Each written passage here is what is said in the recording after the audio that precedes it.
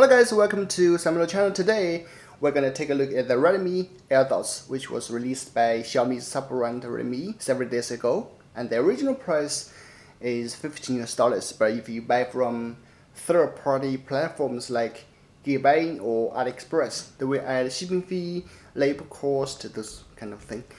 So it should be a little bit more expensive than the original price. I will leave all the links in the description.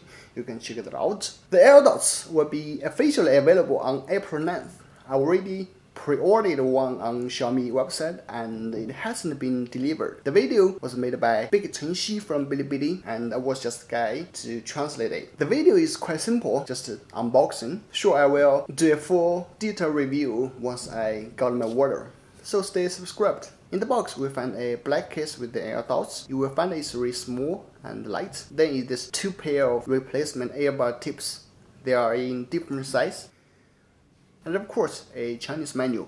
Now move to the case. It's easy to open just like that. However, it's not the magnetic type, by the way. There's a Mi logo on top of the case, a micro USB port at the back. You gotta know it doesn't come with a charging cable. When do we need it? We have a ton of it, right? Finally, the Airdots. It's quite light with 4.1 grams. Supports Bluetooth 5.0. The connection speed should be very fast. To pair them, just take the two earphones out and they will turn on automatically.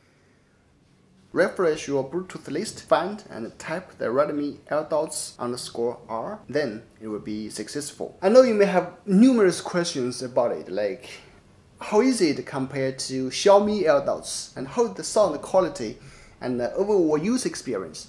No worries, once I get mine, I will do a full detailed review. Just stay subscribed guys. See you next video.